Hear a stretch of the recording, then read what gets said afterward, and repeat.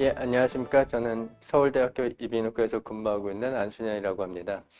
예, 오늘은 구강암에 대해서 말씀을 드리려고 하고, 사실 구인두암도 같이 준비를 해달라고 연락을 받긴 했었는데, 구강과 구인두는 차이가 너무 많아서 한꺼번에 설명드리기가 좀 어려운 것 같습니다. 그래서 구인두에 대해서는 아주 간략하게 기본적인 차이점만 말씀드리겠습니다. 예, 먼저 이제 구강암이라고 하면 무엇을 얘기하느냐는 건데요. 예, 이제 환자분들이 무슨 암에 걸리면은 다들 물어보지요.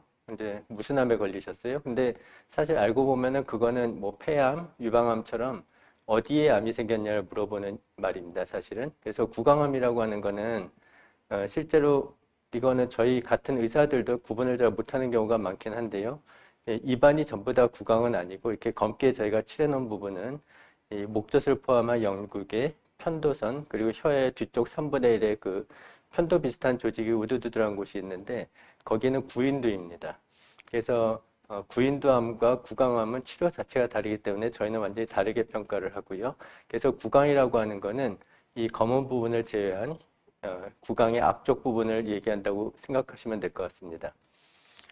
실제로 어디서 이제 암이 많이 생기느냐 볼 때는 구강의 혀의 부분에 암이 가장 많습니다. 그래서 한 41.7%가 되고요.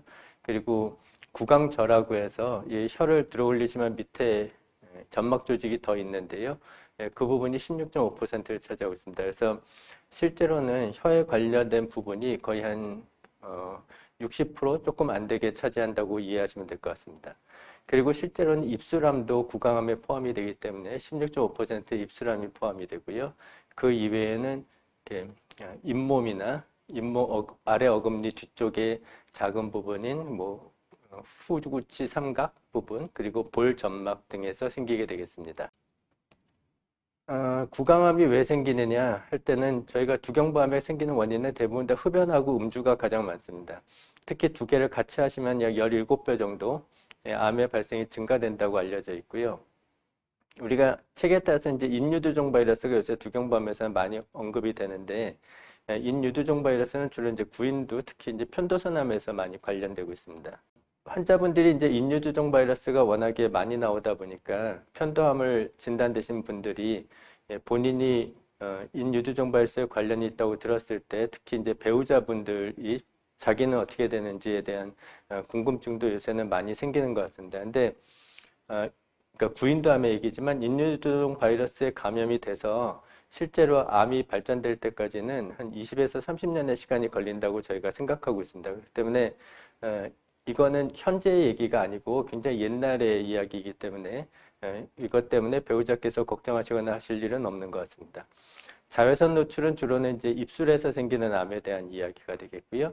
세균은 뭐 요새 선전 같은 데 많이 나오죠. 뭐 마이크로바이옴이라 해서 우리 정상 뭐 장세균이 중요하다 뭐 그런 얘기 나오잖아요. 그렇기 때문에 입안의 세균들도 이런 암의 발생에 중요하다는 생각이 요새 많이 나오고 있습니다.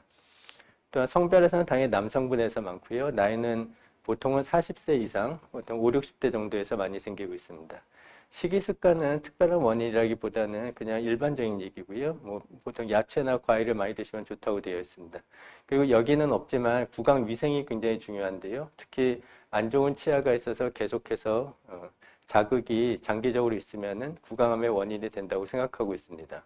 구강암은 사실은 이렇게 흔한 질환은 아니지요. 그래서 작년 12월에 발표된 마지막 국가암 통계를 보면은 2020년 한 해 동안에 혀에 암이 생긴 게 937례, 그거를 제외한 구강이 794례가 생겼다고 되어 있습니다. 그래서 합치면은 대충 한 0.7% 정도 돼서 사실 많이 발생하는 갑상선이나 폐암, 대장암, 위암, 뭐 유방암에 비하면은 굉장히 소수이긴 합니다.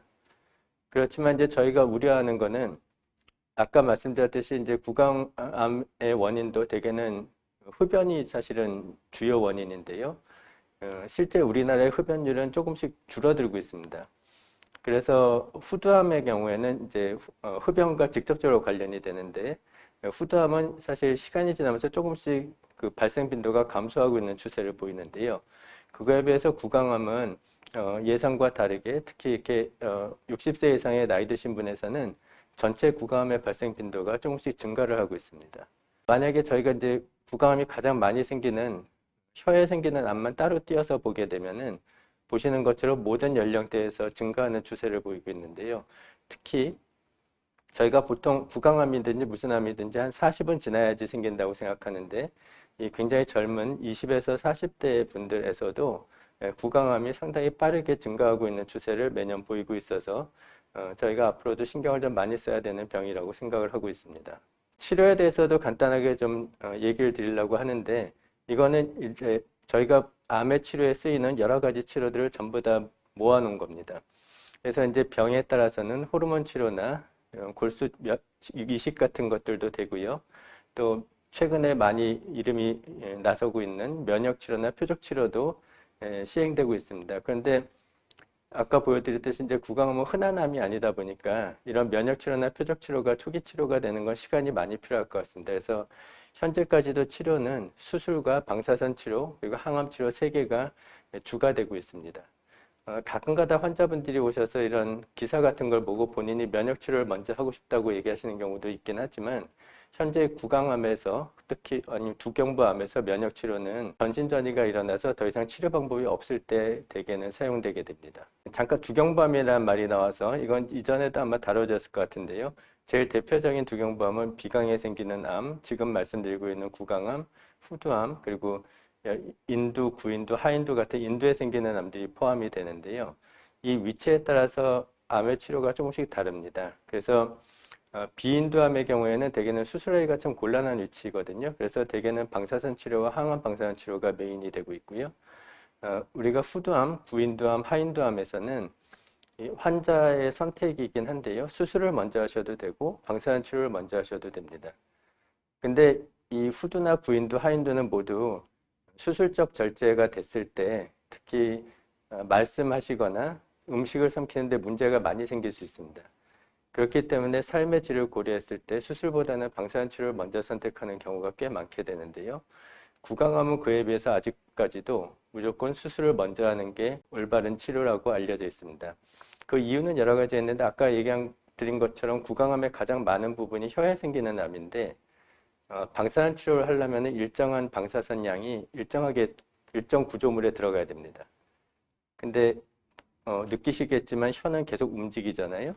그러니까 사실 일정한 설량을 혀에다 계속 준다는 게 쉽지가 않습니다. 그리고 혀에다 방사선을 쪼이려면 주변에 있는 치아랑 턱뼈 같은 데 방사선이 많이 들어가기 때문에 뒤에 말씀드리겠지만 후유증이 상당히 생기게 됩니다. 그렇기 때문에 구강암은 아직도 수술부터 시작하는 질환이라고 이해하셔야 되는데 저희가 하는 수술을 잠깐만 이해해 주시면 어떤 결과가 생길지 이해하실 수 있을 것 같습니다. 양성 종양의 경우에는 종양의 세포들이 막에 이렇게 쌓여 있게 됩니다. 그래서 우리가 혹이 있으면은 앞에서 열고 들어가서 이 막만 터트리지 않고 깨끗하게 혹을 뽑아내면 됩니다.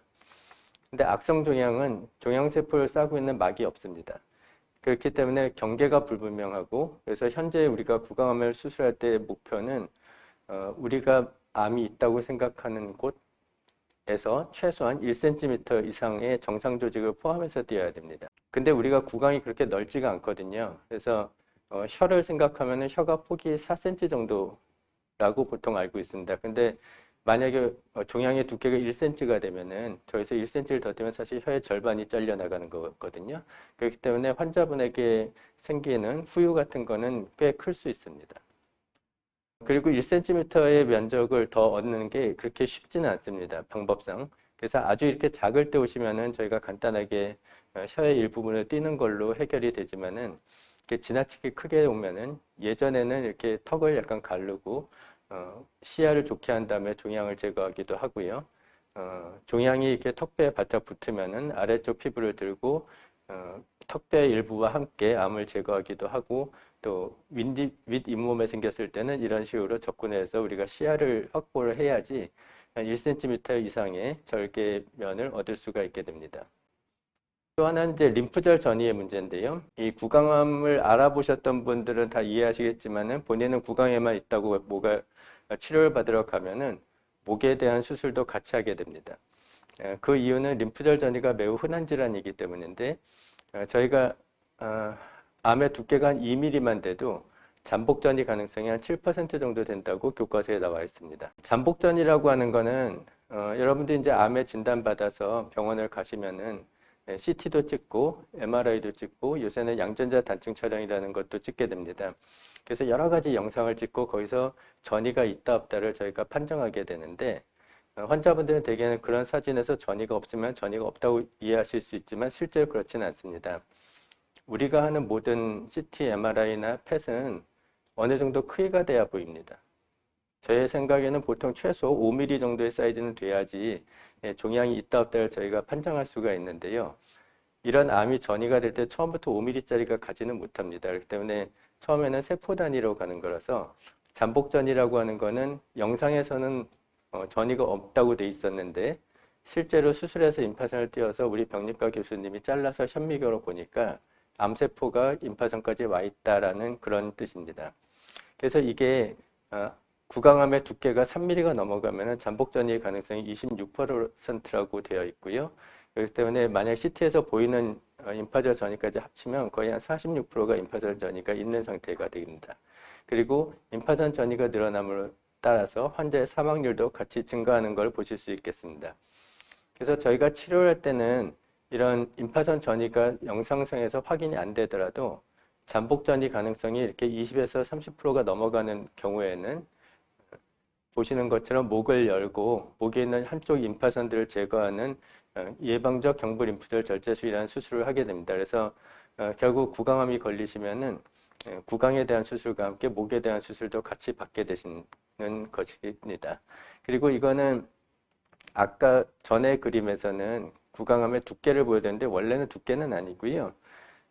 이제 침범의 깊이가 중요하다고 해서 이게 이제 표피인데요. 표피에는 원래는 그 기저막이 있습니다. 그 기저막에서부터 얼마나 더 종양이 침범했느냐를 가지고 우리가 사실은 이 임파선의 전이 가능성을 따지는 건데 이거는 사실은 수술 후에만 할 수 있고 전에는 잘 알기가 어렵습니다. 그래서 저 같은 경우는 아까 말씀드린 3mm만 넘어도 임파선 절제술을 해야 되기 때문에 손으로 만졌을 때 혹이 만져지는 것 같다라고 하면은 대개는 목도 같이 수술을 합니다. 그렇기 때문에 만약에 이런 걸 안 하시려면 굉장히 병원을 빨리 오셔야 된다는 이야기지요. 그리고 아까 말씀드렸듯이 1cm를 띄었을 때 혀의 절반 정도가 떨어지고 이렇게 턱의 일부분도 같이 제거되고 하기 때문에 구강암에서는 재건이 굉장히 중요한 역할을 하고 있습니다. 이거는 저희가 하는 가장 흔한 세 가지의 재건 방법인데 손목에서 피부를 떼어다가 이식할 수도 있고 앞에 대퇴부에서 피부를 떼어서 이렇게 잘라진 혀의 절반을 만들어 드릴 수도 있습니다. 이런 경우에는 목에 있는 혈관을 다시 이어서 혈액순환이 잘 되게 만들어 드려야 되고요. 만약에 턱의 일부를 제거하게 되는 경우에는 이렇게 다리 쪽에 있는 뼈를 같이 띄어다가 턱뼈를 다시 연결해 드리는 수술을 해야 됩니다. 그래서 두경부는 단순히 떼어낸 것만이 아니라 이런 식의 재건을 해드려야지 그나마 기능을 유지할 수 있습니다. 다만 환자분들이 이제 재건이라고 저희가 말씀을 드리면은 뭔가 원래 있던 그대로를 다시 만들어 드린다고 생각할 수가 있는데 그거는 아닙니다. 이 옮겨 드리는 거는 다 피부이기 때문에 실제로 혀처럼 움직이지는 못합니다. 다만 이거를 피부를 붙여줌으로써 남아있는 혀가 움직일 수 있게 해준다는 의미고요. 그래서 남아있는 조직이 많을수록 기능이 좋습니다. 수술 후에 추가 치료로 방사선 치료를 할 거냐 말 거냐는 이제 조직 검사 여부에 따라서 결정되는데요. 가장 중요한 건 림프절 전이 여부가 되는 것 같습니다. 림프절 전이가 2개만 있어도 실제로 암의 기수는 4기가 되기 때문에 수술 후에도 방사선이나 항암 방사선 치료를 하셔야 됩니다. 방사선 치료는 30회에서 35회 정도가 시행이 되게 되고요. 매일 병원을 왔다 갔다 하셔야 됩니다. 주말 빼고. 그렇기 때문에 이거는 경우에 따라서는 집에서 가까운 병원을 저희가 권해드리는 경우도 있습니다. 그리고 방사선 치료를 입안에다가 하시게 되면 아까 말한 것처럼 합병증이 꽤 많이 생깁니다. 그래서 잘 관리를 하셔도 이렇게 치아 주변에 치아 밑에 있는 뼈가 드러나거나 턱뼈가 부러지는 일도 생기고요. 그렇지 않다 하더라도 있던 치아들이 대개는 충치 등으로 썩어서 빠지는 일이 생기게 됩니다. 그래서 방사선 치료 후에는 가까운 치과 같은 데를 한 곳을 정해서 불소도포 같은 충치 예방요법을 정말 충실히 해주셔야지 그나마 치아를 오래 사용하실 수 있습니다. 지금 말씀드린 것처럼 구강암의 치료는 수술이 메인이고 1cm의 추가 마진을 얻어야 되기 때문에 사실 수술하고 나면은 후유가 꽤 생길 수가 있습니다. 그렇기 때문에 구강암에 있어서는 조기 진단이 정말로 중요하다고 생각합니다. 이렇게 커져서 오시면은 뭐 절반 혹은 혀의 대부분이 없어지시고 재건을 해야 되지만 일찍만 오시면은 진짜 조금만 제거하고 별 기능에 문제 없이 편하게 사실 수가 있는 암입니다. 이거는 저희가 학회에서 두경부암의 조기 진단을 위한 캠페인을 위해서 쓰던 건데요. 이 중에서 이 첫 칸이 구강암의 조기 증상으로 저희가 보통 이야기 드리는 겁니다. 그래서 이런 증상들이 3주 이상 지속됐을 때는 꼭 이비인후과를 찾아서 검사를 받으셔야 됩니다. 하나하나 좀 말씀을 드리면 일단 혀의 통증인데요. 혀 통증, 저희가 말씀드린 혀의 통증이라고 하는 거는 이제 암으로 해서 생기는 거는 어느 한쪽에 생기거든요. 그래서 일단 좌우가 확실해야 됩니다. 그리고 사실 환자분들은 어디가 아파요라고 하면 손가락으로 대부분은 그래도 위치를 찍을 수가 있습니다. 그런 통증이 3주 이상 계속될 때는 반드시 이비인후과를 가셔야 됩니다. 거기에 비해서 이제 저희가 외래를 굉장히 많이 찾아주시는 질환인데요. 구강자결증후군이라는 게 있는데 이거는 혀가 전반적으로 아프십니다. 되게 연세가 많으신 여자분들한테 많고요. 되게 입마름증이나 맛이 좀 이상하게 느껴진다는 증상이 같이 있는데 어쨌거나 이 구강자결증후군은 좌우가 없습니다. 그냥 전체적으로 혀의 앞부분이 다 이상하고 매운 걸 못 드시겠다는 증상이 주고요. 아프타성 궤양도 물론 위치가 확실하게 한 곳이 아프긴 한데 아프타성 궤양은 1, 2주 정도 지나면은 폐인계에 아물기 때문에 없어집니다. 그리고 다음에는 다른 곳이 헐기 때문에 아픈 곳이 여기저기로 돌아다니게 되지요. 그런 경우들은 이런 구강암하고는 관계가 멀다고 볼 수 있겠습니다. 근데 이게 혀가 좀 크신 분들은 저희가 외래를 볼 때 이런 식으로 끝이 잘 안 보이는 경우가 많기 때문에 굉장히 조심하셔야 되고 환자분이 어디가 한쪽이 아프다고 했을 때는 본인이 좀 잘 보셔야 되는 경우들도 있습니다. 이렇게 끝부분은 굉장히 힘을 줘서 이렇게 제껴야만 보이는데요. 근데 또 이 혀의 마지막 끝부분은 원래 생긴 게 약간 우두두두한 것들이 있습니다. 그래서 그런 걸로도 병원을 많이 오시는데요. 그런 거는 상관없고요. 이 대개는 건드리면 많이 아프고요. 이렇게 쉽게 피가 나는 현상들이 있습니다. 그래서 이런 경우들이 있으면은 꼭 병원을 찾아가셔야 됩니다. 구강궤양은 저는 사실은 그렇게 중요한 증상은 아니라고 생각하는데 이게 옛날 이런 기사를 보면은 항상 구강암의 증상은 입속 궤양이 뭐 3주 이상 낫지 않는 거다라는 게 가장 핵심적인 내용으로 나오는데요. 실제로는 구강궤양은 그렇게 중요한 초기암은 아닙니다. 물론 아주 커지면은 이제 궤양이 생기긴 합니다만은. 그래서 이거는 뭐 환자분한테 얘기할 만은 아니지만 우리가 보통 암과 정상인만 있는 건 아니고요. 그 사이가 있습니다. 그래서 정상 조직에서는 원래 이렇게 기점막이라는 곳에서 그 세포가 생겨서 점점 위로 올라가서 위에서 각피가 돼서 떨어지죠. 그렇기 때문에 우리가 점막이나 피부에 상처가 생겨도 금방 깨끗하게 완치가 될 수가 있는 건데요. 이게 이제 안 좋은 세포들이 생겨서 이렇게 쌓이기 시작하는 게 저희가 이형성증이라고 그러고 이 밑에 기점막을 살살 뚫기 시작하는 걸 상피내암이라고 그러고 기점막을 뚫고 안 좋은 세포들이 밑으로 내려가기 시작하는 거를 우리가 보통 암이라고 부르게 됩니다. 암의 다른 이름은 우한 증식입니다. 이 정상 조직은 위에 올라가면 죽어서 떨어져 나가야 되는데요. 암들은 위에 올라가도 떨어져 나가질 않고 계속 붙어 있습니다. 그렇기 때문에 암의 초기 증상은 궤양보다는 약간 두꺼워지는 쪽이 맞는 것 같습니다. 그래서 저희가 보통 흔히 언급되는 전합성 병변을 했을 때는 백반증이 제일 많이 되고요. 백반증이라고 하는 건 이렇게 두꺼워지는 증상이고 뭐 이 정도고요. 예, 홍반증이라고 해서 빨갛게 되는 병변이 있으면 거의 다 암이라고 생각하는데 이건 우리나라에서는 그렇게 흔하지는 않은 것 같습니다.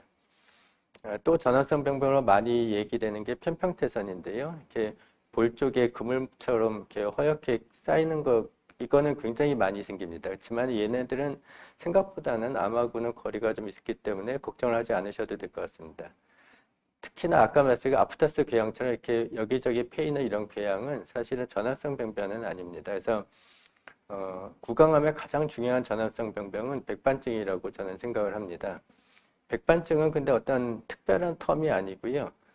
정의 자체가 구강 내에서 발생하고 이렇게 칫솔 같은 걸로 긁어도 없어지지 않는 그냥 흰색 반점을 이야기합니다. 이 백반증은 사실 여기저기 많이 생기는데요.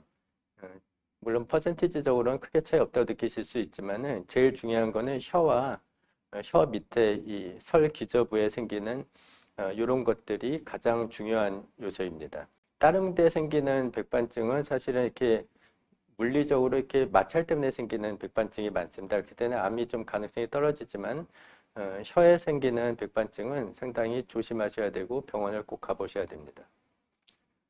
이건 여러 환자들의 예인데요. 이제 연세 드신 분한테는 이런 혀가 패여서 오시는 분들이 상당히 많습니다. 이런 분들 굉장히 통증이 심하신데 보면은 아주 뭐 칼로 자른 것처럼 이렇게 동그랗게 패여 있고요. 만져보면 아무런 두께는 없습니다. 이런 분들은 대개 의치 때문에 상처가 생겨서 오시는 거고요. 이런 경우들도 뭔가 볼점막을 씹으면서 염증이 생겨서 이제 살이 드러난 거, 이렇게 자라난 거지요. 거기에 비해서 이런 식으로 하얗게 뭔가가 끼신 분들, 이런 분들은 다 구강암 환자분들이십니다. 그래서 어떻게 보면 좀 처음에 간과할 수 있는 증상이라고 저는 생각을 하고요. 어쨌거나 혀에 뭔가 허연 게 생겼는데 잘 안 없어진다고 하면은 꼭 병원을 가서 체크는 받아보셔야 됩니다. 다만 백반증과 이제 구분해야 되는 게 아까도 말씀드렸지만 혀 위쪽에 이렇게 흰 백태가 끼는 거, 이거는 주로 곰팡이 때문에 생기는 거기 때문에 암하고는 관계가 없고요. 또 이렇게 혀가 갈라지는 모양 같은 것도 그냥 지도혀라고 하기도 하고 뭐 균열혀라고도 하기도 하는데 이것도 그냥 모양상의 문제이고 암하고는 관계없습니다. 이렇게 돌아다니는 아프타성 궤양도 역시 관계가 없고 이거 아까 보여드렸던 편평태선이고요. 또 가끔 가다가 볼 쪽이나 이런 혀 쪽에 이렇게 길게 흰 선이 생기는 분들이 계시는데 이거는 치아에 씹혀서 생기는 그냥 일반적인 것입니다. 그래서 이것도 암하고는 크게 관계가 없기 때문에 걱정하지 않으셔도 될 것 같습니다. 이분은 제 환자 중에 한 분인데 어떻게 보면 제일 이제 이상적이라고 할 수 있는 치료이지요. 그래서 이렇게 혀에 울긋불긋하게 허연 반점이 생겨서 오셨고 조직 검사를 했더니 이형성증이 살짝 있다고 하셔서 저하고 동의하셔서 저희가 이 혀의 부분 이상한 부분을 이렇게 절제를 해드렸습니다. 조직 검사는 그냥 아까 말씀드렸듯이 암의 전 단계인 중등도의 이형성증이라고 나왔었는데요. 이렇게 되면은 이분은 나중에 크게 문제가 될 수 있는 것을 굉장히 쉽게 해결하고 편하게 지내실 수 있는 방법을 선택하신 거라고 생각을 합니다. 이거는 그냥 모든 암의 치료 추적 관찰이랑 똑같습니다. 그래서 저희가 현재 보험상에서 중증 질환 혹은 암으로 산정 등록을 하게 되면 등록 개시일로부터 5년간은 본인 부담 의료비가 굉장히 경감되게 됩니다. 왜 우리가 이제 암 환자를 5년을 지켜볼까요? 그거는 앞에 처음에 잠복 전이와 똑같은 이론입니다. 그래서 저희가 무슨 검사를 하든 간에 세포 단위로 조금씩 남아있는 암세포를 전부 다 알아낼 방법은 없습니다. 그렇기 때문에 최소 5년을 지켜봐서 새로 자라는 게 없어야지 남은 암세포가 없다고 저희가 보통은 판정한다고 이해해 주시면 될 것 같고요. 그렇지만 여기서 보시는 것처럼 대부분의 재발은 첫 1년과 2년 사이에 되게 됩니다. 그렇기 때문에 암을 치료했다고 끝나는 게 아니고 특히 2년 동안은 병원을 꾸준히 찾아가셔서 정기적으로 CT나 MRI 같은 영상검사를 통해서 혹은 통증 여부를 의사와 상의하면서 재발의 증상이 없는지를 꼭 체크를 해주셔야 됩니다. 네, 들어주셔서 감사하고 어쨌거나 저희가 구강암 같은 경우에는 수술을 크게 했을 때는 후유가 남을 수밖에 없습니다. 그래서 역시 조기 진단이 암의 최선의 치료라는 것을 꼭 기억해 주시고 저희가 보통 4월과 10월 정도에 두경부암 알리기 대회를 하고 있긴 합니다만은 환자분들도 일단은 구강 건강에 꼭 신경을 써주셔야 될 것 같습니다. 예, 경청해 주셔서 감사합니다.